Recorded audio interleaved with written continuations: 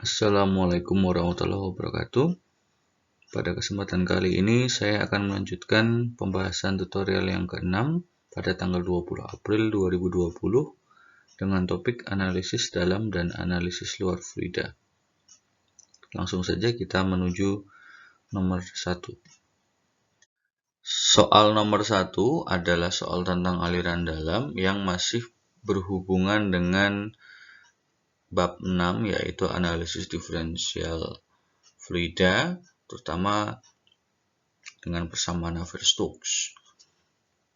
Kita baca soalnya. Suatu fluida mengalir tunak dalam suatu pipa stainless steel diameter 2,5 in, panjang 32 meter dengan kemiringan 30 derajat dari suatu bidang horizontal dan mengalir dengan debit 15 liter per detik.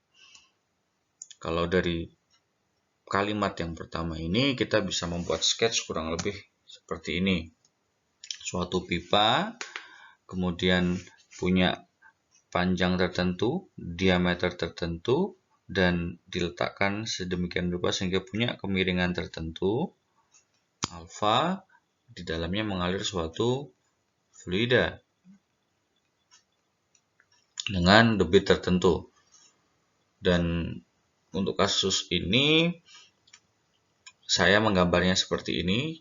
Jadi kalau kalian punya sketch yang lain tidak masalah, bisa jadi pipanya rotate turun, jadi alirannya dari atas ke bawah, itu tidak jadi masalah. Tapi dalam kasus ini kita akan menggunakan gambar yang sudah saya buat. Oke, pada kalimat selanjutnya soalnya bilang bahwa air atau fluida punya densitas 990 kg per meter kubik, dynamic viscosity sekian, dan dengan persamaan Navier-Stokes, dia minta Navier-Stokes di sini, turunkan persamaan untuk mendapatkan pressure drop akibat aliran dari fluida, dan kemudian dibandingkan hasilnya dengan persamaan pressure drop juga, tapi kali ini dengan analisis dimensional, dan berikan analisisnya. Ya, karena dia meminta menurunkan persamaan, jadi memang soal ini agak matematis, mirip dengan yang kita kerjakan pada analisis diferensial fluida pada video 2 pekan yang lalu. Oke, kita langsung saja. Kalau kasus Navier-Stokes seperti ini, secara otomatis kalian akan memerlukan persamaan Navier-Stokes dan kontinuitas. Tapi dalam kesempatan kali ini, Navier-Stokes yang kita gunakan dalam koordinat silinder.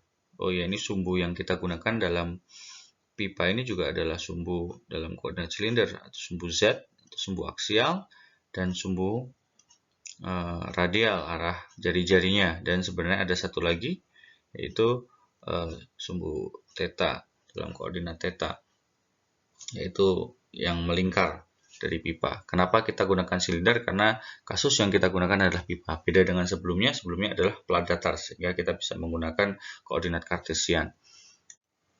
Persamaan Navier-Stokes yang digunakan secara analitik seperti ini pasti perlu asumsi, karena jelas tidak mungkin persamaan yang complicated seperti ini, 3 dimensi seperti ini, kita selesaikan secara analitik.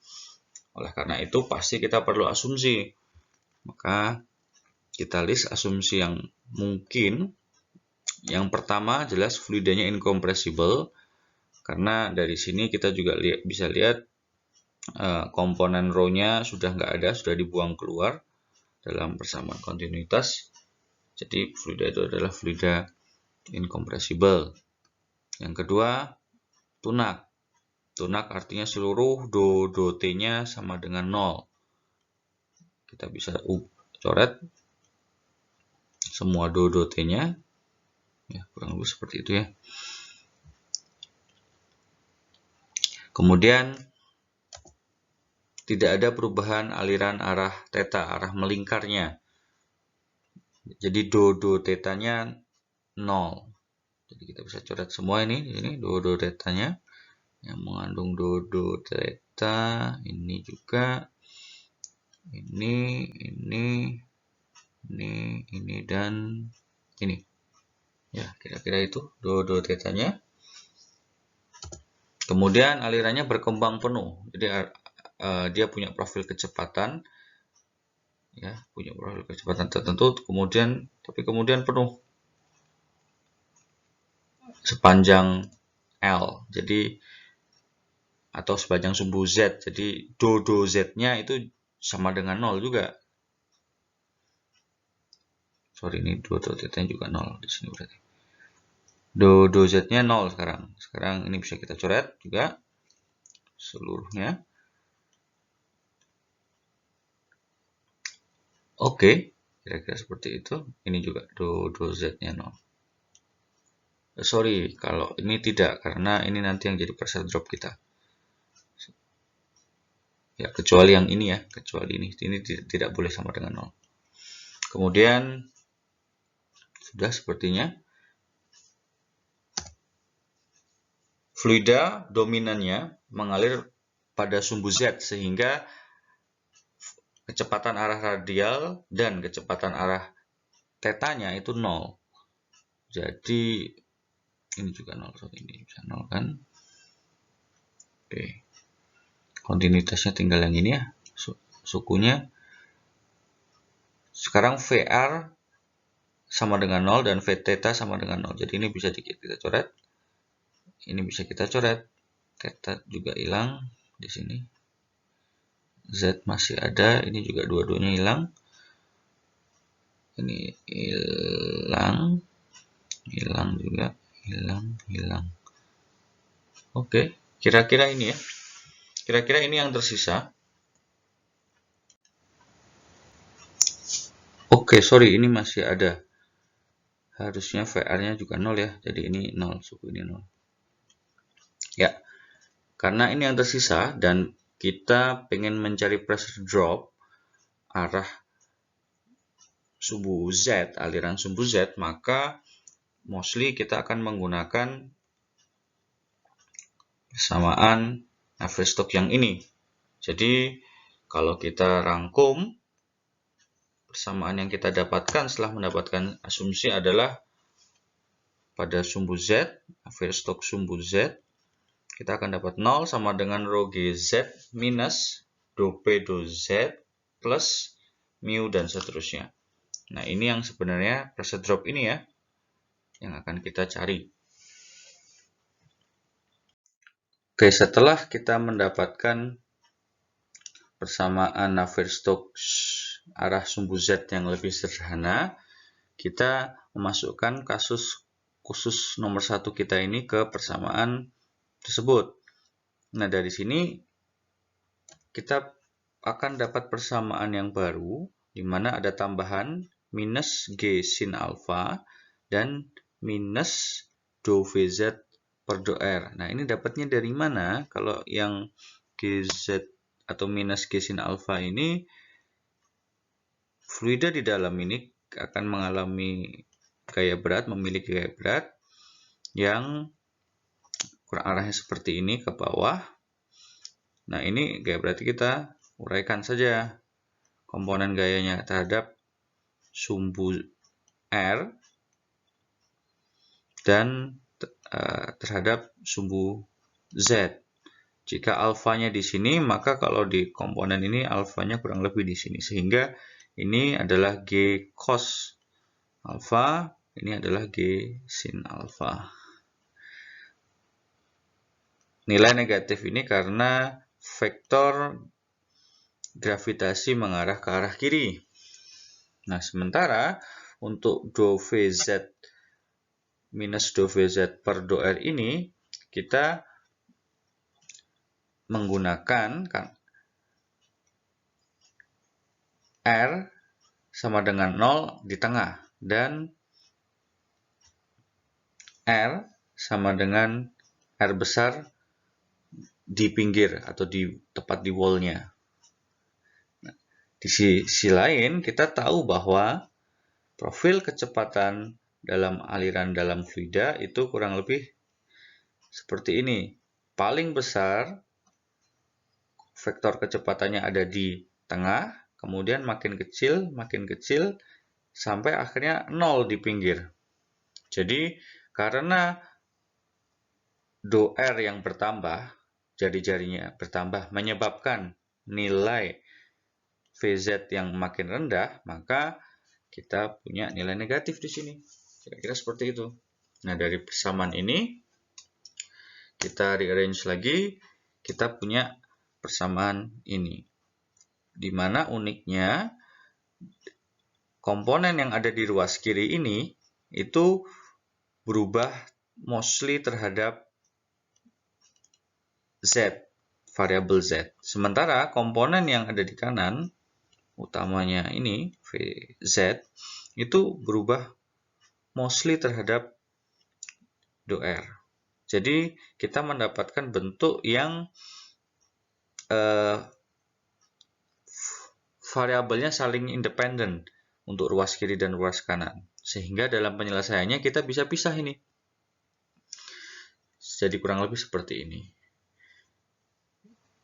dP min dz min dP per dz min rho G sin alpha sama dengan K1. K1 ini tidak bukan adalah komponen yang kita anggap konstan, karena komponen yang di ruas kanan ini mostly berubah terhadap R.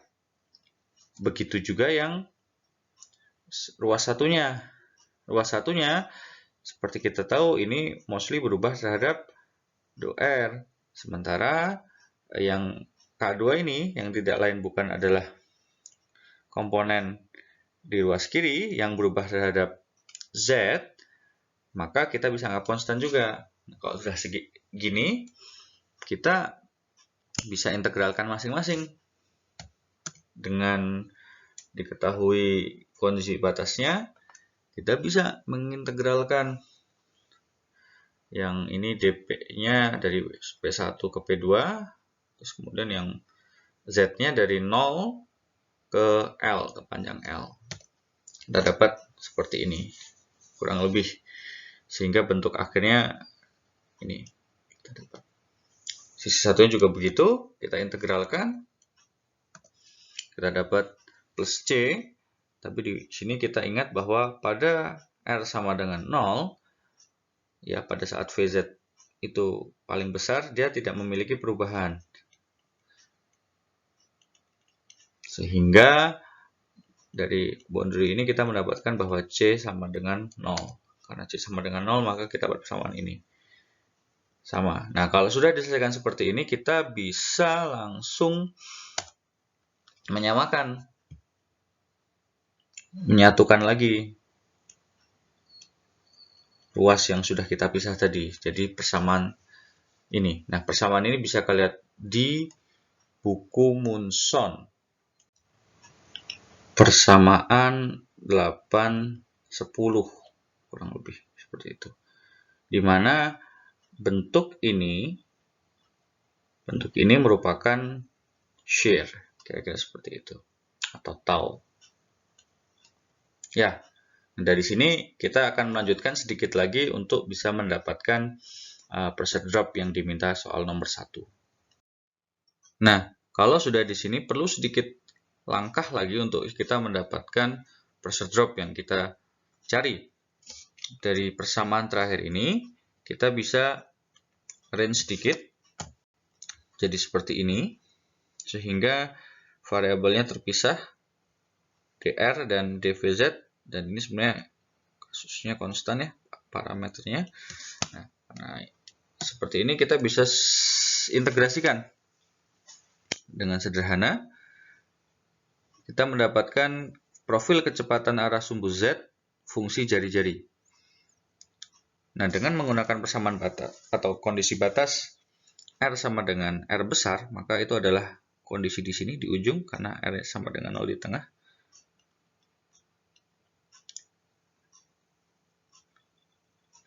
Kecepatannya sama dengan 0. Sehingga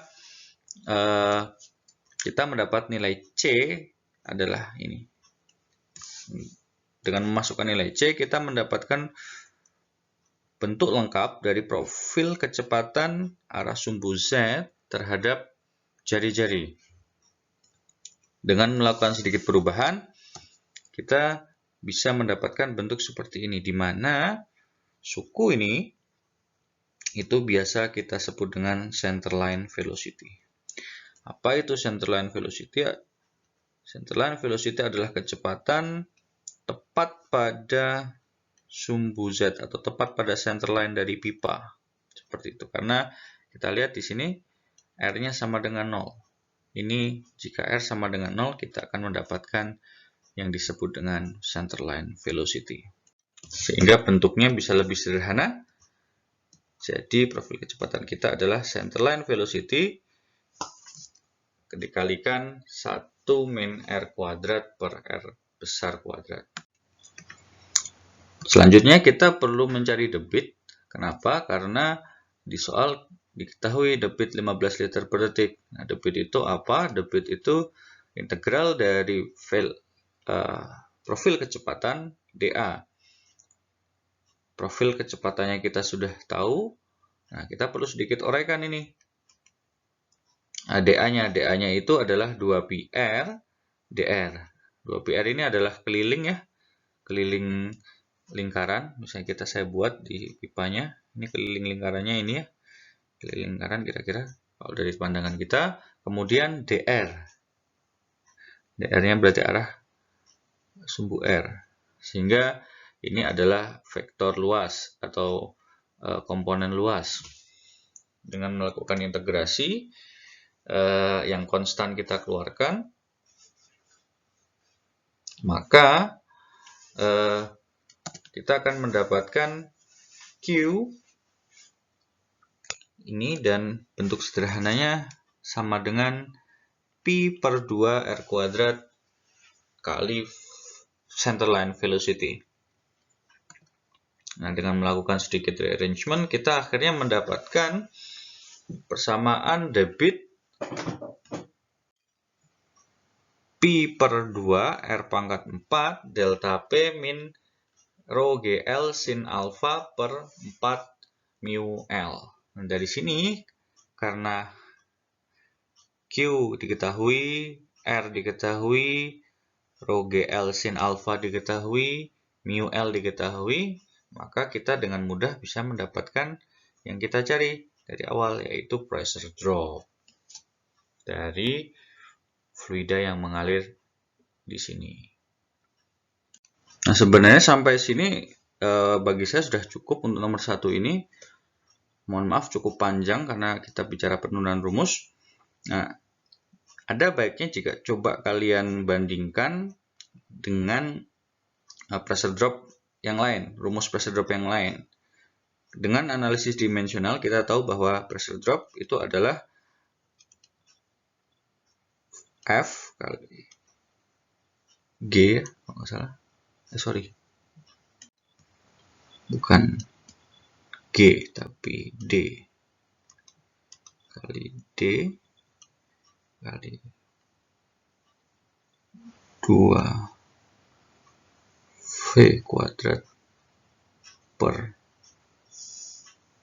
2G. Sorry, ini bukan 2 maksudnya. Ini rho. Nah, kira-kira seperti itu. Nah, jika kalian tertarik, kalian bisa bandingkan ini dengan persamaan yang tadi, yang kita dapatkan dari penurunan.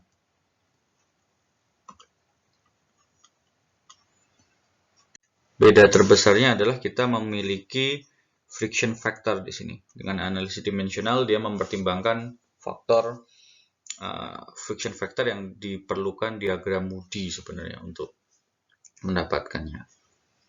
Oke, itu saja untuk nomor 1. Selanjutnya kita lanjutkan nomor 2. Oke, soal nomor 2 ini sifatnya lebih engineering dibandingkan soal nomor 1, maka saya harapkan kalian bisa mengerjakannya. Dan saya pikir soal ini adalah yang ilmunya paling sering digunakan ketika Anda bekerja nanti. Anda diminta supervisor untuk mendesain jalur perpipaan untuk bongkar muat BBM. Jadi isinya BBM, punya densitas sekian, viskositas kinematik sekian. Kemudian Anda mengusulkan jalur pipa dengan panjang 350 meter, 8 buah regular elbow, sambungannya flange, 2 buah gate valve, 2 buah return band flange, dan 4 buah long radius elbow flange. Kemudian Anda mengusulkan jalur pipa menggunakan diameter 8 in seluruhnya. Dan menurut standar yang Anda baca, proses bongkar muat harus berlangsung pada debit 50 liter per second. Dan temukan head pompa minimum, ini yang dicari, yang harus dipilih untuk memfasilitasi jalur perpipaan tersebut. Nah, ide dari soal ini adalah nanti kita mencari head loss utamanya, kemudian dimasukkan ke dalam persamaan Bernoulli untuk mendapatkan head pompa, kira-kira itu. Nah, maka kita perlu mencari head loss itu terlebih dahulu. Nah, langkah pertama adalah kita mencari head loss mayor. Biasanya head loss mayor itu kaitannya dengan aliran, maka kita perlu tahu kecepatan rata-rata dari sistem kita. Karena kita tahu debitnya, maka kecepatan rata-rata kita adalah Q per A, dan dengan parameter yang diketahui, kita masukkan dan mendapatkan kecepatan rata-rata 1,54 meter per second. Setelah tahu U-nya, kita mencari bilangan Reynolds. Bilangan Reynolds rumusnya adalah rho UD per mu, cuman karena viskositas yang diketahui adalah viskositas kinematik, yaitu nu, bukan viskositas absolut atau dynamic. Nah, maka kita gunakan rumus yang ini, rho UD per nu. Nah, dengan memasukkan parameternya dalam kondisi atau dalam satuan SI, kita mendapatkan bilangan Reynolds sebesar 29.000 sekian. Nah, artinya dalam kondisi aliran kita itu turbulen. Nah, setelah mendapatkan bilangan Reynolds, selanjutnya kita mencari kekasaran relatif yang rumusnya adalah epsilon per D. Nah, epsilon ini kaitannya kekasaran permukaan pipa yang dinyatakan dalam panjang. Nah, ini nilai epsilon ini kita dapatkan dari tabel 8.1 di Munson untuk kasus komersial steel. Jadi dia mempertimbangkan jenis bahan dari pipa. Nah, kita dari sini kita mendapatkan nilai 0,00022, kira-kira seperti itu. Nah, setelah mendapatkan Reynolds dan kekasaran relatif, kita bisa mendapatkan faktor gesekan atau friction factor. Nah, dari diagram Moody. Dari diagram Moody, yang bawah ini bilangan Reynolds sekitar 30.000 lah ya. 30.000 kira-kira ya di sini lah ya. Di sini set gitu ya, kira-kira. Kemudian 0,0002 kira-kira di sini. Set. Berarti ketemunya kira-kira di sini. Ya. Kalau saya tarik, kira-kira kita di sini. Oke. Ya, kira-kira 0,024 lah ya. Nah, kita dapat 0,024. Kira-kira seperti itu. Oke, ini saya hapus dulu. Oke. Nah, selanjutnya, kalau sudah mendapatkan faktor gesekan, kita bisa mencari head loss mayornya. Rumusnya adalah F L per D U kuadrat per 2G. Nah, karena ini sudah tahu semua nilainya, maka kita bisa masukkan dan mendapatkan bahwa head loss mayor kita adalah 5 meter.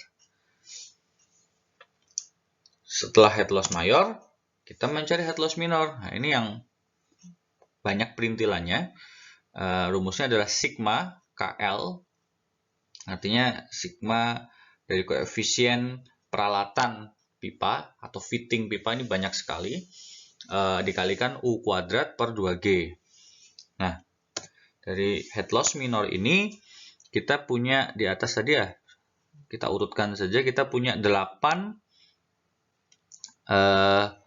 regular 90 derajat regular elbow. Nah, ini di sini. Terus kemudian 2 gate valve. Nah, ini di sini.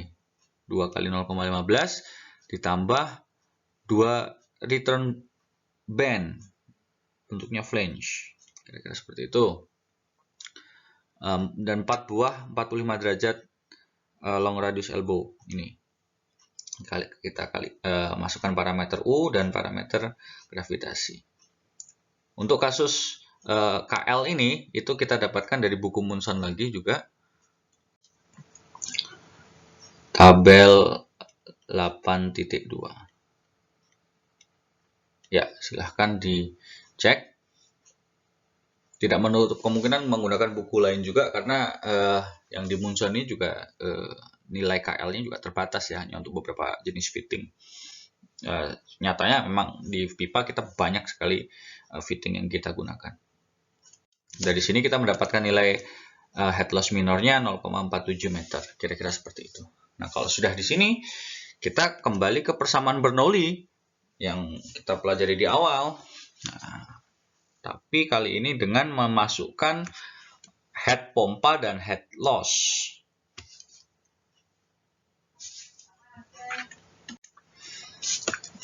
Ini persamaan Bernoulli-nya. Kita tambahkan head pompa itu di kiri, ruas kiri, dan head loss major minor di ruas kanan. Nah, dengan asumsi bahwa tekanannya sama-sama atmosfer misalnya di tangki dan di kapal tanker, jadi P1 sama dengan P2 sama dengan P atmosfer, maka ini bisa kita coret ya. Kemudian ketinggiannya samalah biar memudahkan kita, sehingga ini juga bisa kita coret, dan kecepatan awalnya sama dengan 0, jadi fluidnya diam. Oke, dari sini dengan asumsi ini kita bisa dapatkan nilai atau besar HPAM kita adalah V2 kuadrat per 2G ditambah head loss baik major dan minor. Nah, inilah yang atau soal jawaban dari soal nomor 2, kira-kira itu.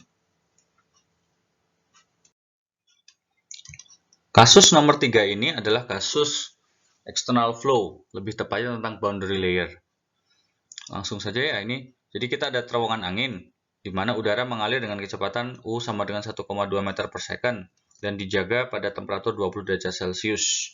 Jadi kita punya suatu wind tunnel, terowongan angin. Sebenarnya ini baru sesi pengamatan yang saya gambarkan. Sebenarnya nanti ada bagian converging part-nya dia. Kemudian di akhir ada diverging part-nya. Silahkan kalian Google untuk memastikan bentuknya. Nah, kemudian di tengah-tengahnya ini ada suatu persegi dengan dimensi 85 x 85 cm persegi, diletakkan di tengah-tengah seksi pengamatan. Nah, ini sebenarnya yang saya sketch ini seksi pengamatannya. Kemudian di tengah-tengahnya ada plat dengan dimensi, dia punya dimensi berapa tadi? X sama dengan 0 sampai X sama dengan 85 ya. Nah, itu panjangnya dan ke dalamnya ada 85 juga. Nah, kemudian lapisan batas itu terbentuk pada sisi atas dan bawah plat ya, karena aliran seperti ini dan dia punya viskositas, akan terbentuk suatu apa nih? Saya warnain ungu aja. Lapisan batas atas dan bawah plat dengan ya tentunya ada tebal tertentu, agak miring. Ada tebal tertentu, kira-kira seperti itu, delta. Nah, kemudian punya kecepatan sinusoidal, profilnya sinusoidal, dan diminta temukan lapisan batas dan gaya gesek. Pertanyaannya ini, lapisan batas dan gaya gesek. Nah, pertama-tama kita perlu mengasumsikan bahwa efek boundary layer pada wind tunnel nggak ada. Artinya, si plat ini, konsekuensinya tuh plat itu seperti pada di ruang terbuka. Karena memang wind tunnel didesain seperti itu untuk mengasumsikan ketika dia berada di kondisi terbuka. Untuk mengetes koefisien drag, koefisien lift, dan lain sebagainya. Nah, kemudian selanjutnya karena kita bermain dengan aliran seperti biasa, kita harus mencari bilangan Reynolds. Tapi sebelum mencari bilangan Reynolds, kita perlu properti udara dulu ya, rho dan mu pada 20 derajat Celcius karena dia di state. Kalau enggak, silahkan kalian asumsikan dengan nilai yang logis. Bilangan Reynolds-nya adalah ya. Oh ya, kita cari dulu pada 0,85. Kenapa 0,85? Seperti yang di gambar, 0,85 itu tepat pada ujung belakang si plat di sini dan di sini ya. Kenapa? Karena ketika sudah di situ kita tahu yang terjadi sebelumnya. Kalau di situ ada kondisi tertentu berarti yang sebelumnya kita tahu nih dia seperti apa. Nah, kalau kita cari Reynolds 0,85 ya kita masukkan rumusnya rho U X di mana X-nya itu adalah 0,85. Kita dapat nilainya 67.532. Nah, karena tadi kita kondisinya aliran luar dan ruang terbuka, 67.000 ini artinya masih laminar. Kondisinya masih laminar. Dengan demikian, yang terjadi yang kurang dari 0,85 ini pasti laminar juga, seperti itu. Jadi nanti untuk mencari lapisan batas, tebal lapisan batas dan gaya gesek, kita menggunakan kondisi untuk yang laminar, seperti itu. Nah, untuk lebih umum lagi, Reynolds-nya untuk setiap X ya, kita masukkan, ya hanya X-nya nanti yang dalam X variabel, kita ubah-ubah, mau dari 0 sampai 0,85. Dari 0,85. Dari 0 sampai dengan 0,85. Kira-kira seperti itu.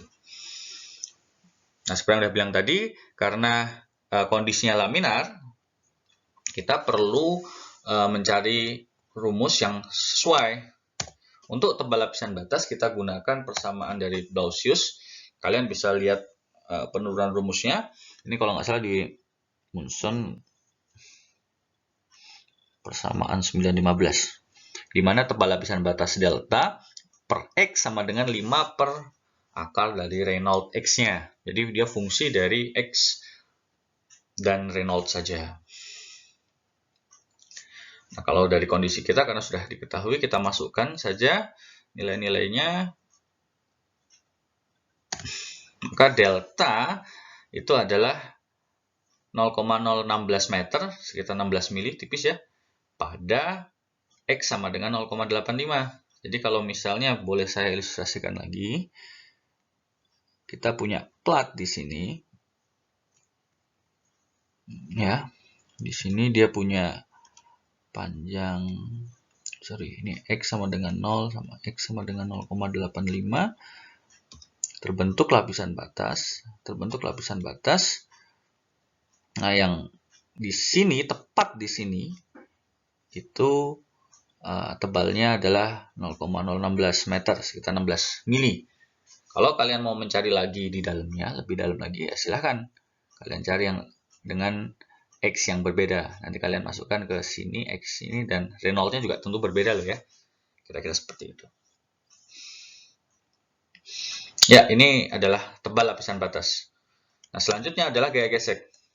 Rumus gaya gesek itu adalah integral dari shear kalikan luas sebenarnya. Cuman karena kita dalam plat dan tebal ke dalam bidangnya itu kita asumsikan konstan, profilnya sama, maka B-nya ini kita bisa keluarkan sehingga gaya gesernya fungsi dari X saja.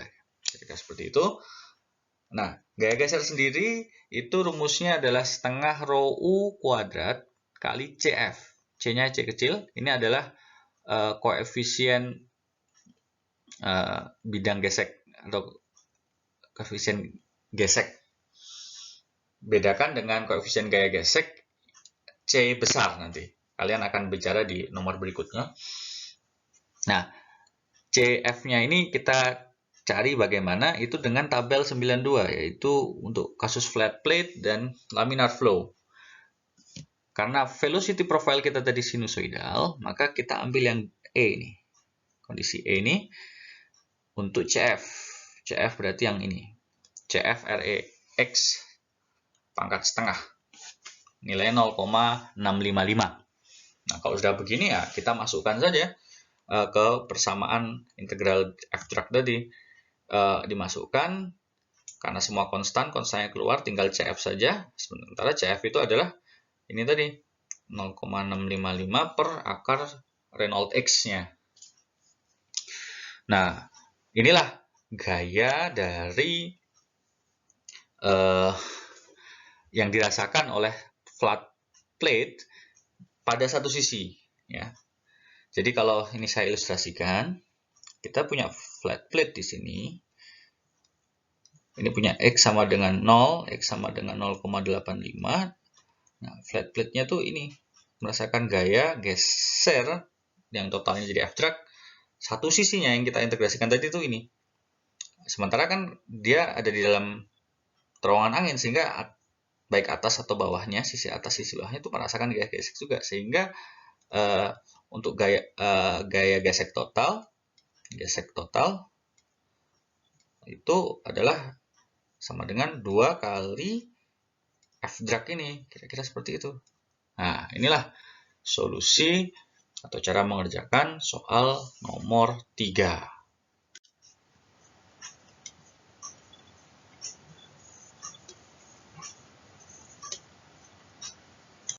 Sekarang kita masuk soal nomor 4 tentang external flow, tapi kali ini sifatnya lebih engineering soalnya dibandingkan dengan yang nomor 3 tadi, yaitu aplikasi gaya drag. Anda merancang suatu rotor turbin angin Savonius dengan 2 sudu. Nah, ini kira-kira bentuk turbin anginnya tampak atas. Jadi ini bisa 2 sudu atau 3 sudu, tapi kurang lebih Savonius ini seperti ini. Bentuknya ada 2 mangkok yang saling memunggungi lah, kira-kira seperti itu. Nah, dia diletakkan pada suatu medan kecepatan seperti yang diilustrasikan ini, dengan U sama dengan 6 meter per second. Ini ilustrasinya. Turbin memiliki jari-jari R, lebarnya ini R, dan tinggi 1,8 meter. Jadi ke dalam bidangnya 1,8 meter. Jika rotor tersebut berputar dengan 100 rpm, maka temukan daya poros. Nah, ini yang diminta. Daya poros ini pada turbin Savonius. Kalau kita bicara daya poros, maka hubungannya dengan omega atau kecepatan sudut, nanti dia menghasilkan torsi. Nah, torsi itu kita tahu adalah gaya yang pada jarak tertentu menghasilkan torsi. Artinya kita harus mencari gaya di sini, dan gaya ini akan kita peroleh dari korelasi gaya hambat atau drag force. Oleh karena itu pertama-tama kita harus membuat diagram banda bebasnya dulu dari turbin Savonius ini. Saya lepaskan dari sistem, tinggal profil sudunya saja, kemudian saya tambahkan gaya drag, gaya hambat akibat aliran U. Ada 2 gaya hambat yang berbeda. Pada bagian yang menabrak sisi mangkoknya, saya beri nama FD1. Kemudian bagian sisi yang menabrak punggung dari mangkok turbin itu, saya beri nama FD2. Kenapa? Karena nantinya dia akan memiliki koefisien gaya drag yang berbeda. Nah, selanjutnya kita mencari properti untuk mendapatkan gaya drag, kedua gaya drag ini. Pertama, properti udaranya, ya saya asumsikan di 20 derajat Celcius, rho-nya sekian, mu-nya sekian. Kemudian, karena kita bicara tentang aliran, maka kita mencari bilangan Reynolds. Nah, bilangan Reynolds sendiri, rumusnya rho U R per mu. R ini kita gunakan karena alirannya menabrak dari sudu yang lebarnya atau jari-jarinya R. Dan dari situ kita mendapatkan bilangan Reynolds sebesar 390.000. Nah, kalau untuk kasus aliran luar, nilai ini masih dalam laminar. Tapi laminarnya sudah tinggi nih, sudah menuju transisi untuk ke turbulen. Kalau turbulen kan kalau nggak salah 500.000 ya batasnya. Nah, kalau sudah di sini kita gunakan untuk mencari gaya drag-nya. Nah, untuk mencari gaya drag, kita masukkan rumusnya masing-masing untuk FD1 dan FD2. Semua komponennya kurang lebih sama di sini. Yang berbeda adalah koefisien gaya drag-nya. CD1 dan CD2 di sini. Nah, itu kita dapat dari mana? Karena kita menggunakan buku referensi Munson, maka saya akan mencari buku Munson. Sebenarnya banyak sekali koefisien atau penelitian tentang koefisien drag ini. Kita angkanya juga bisa makin banyak tergantung kondisi profilnya seperti apa. Nah, kalau di buku Munson saya ambil dari 930. Ini kalau kita lihat ya A-nya itu adalah B kali D. Jadi kalau dalam kasus kita nanti itu R kali H ya, R kali H di kasus kita sama dengan A. Nah, kemudian untuk kasus semicircular cell. Nah, ini ada arahnya, jadi kalau dia nabrak di mangkoknya nilainya 2,3 dan nabrak punggungnya nilainya 1,1. Tapi memang sayangnya kondisi ini tuh berlaku hanya untuk di Reynolds sekitar 20.000. Sementara Reynolds kita itu 390.000, jadi sebenarnya nggak terlalu relevan rumus ini. Tapi ya apa boleh buat, karena yang buku kita Munson hanya ada ini. Ya mungkin nanti nilai ini tuh sejatinya harus diubah sedikit ya, tapi oke lah. Kita pakai saja dulu. Kalau kita masukkan, maka kita akan mendapatkan FD1 sebesar 89,8 dan FD2-nya 42,9. Benar seperti dugaan kita bahwa FD1 ini lebih besar dibandingkan FD2, sehingga resultanya akan menyebabkan turbin berputar clockwise seperti ini. Nah, karena sudah mendapatkan resultan gayanya, kita bisa mencari daya. Daya tadi, oh ya, ada yang perlu kita asumsikan karena dia menjadi torsi, gaya itu harus terpusat. FD1 dan FD2 harus terpusat, dan kita asumsikan semuanya pada setengah R ya. Ini sumbu rotornya, maka dia punya lengan sebesar setengah R. Ini juga punya lengan sebesar setengah R. Nah, kalau dari situ kita bisa mencari torsinya. Torsi adalah lengan R per 2 cross resultan gaya. Resultan gayanya FDR kali omega. Nah, resultan gayanya ini kita dapat dari pengurangan 89,8 dan 42,9. Kemudian dikalikan omega, omeganya 100 rpm diubah ke radian per second, sehingga kita mendapatkan daya poros dari rotor adalah 245 watt. Tidak terlalu besar ya. Oke. Jadi itu kira-kira pembahasan 4 soal pada tutorial kali ini. Terima kasih atas perhatiannya. Tetap jaga kesehatan. Jika ada pertanyaan silahkan ditanyakan melalui WhatsApp group atau tautan di link kuliah.itb.ac.id. Sekian dari saya. Assalamualaikum warahmatullahi wabarakatuh.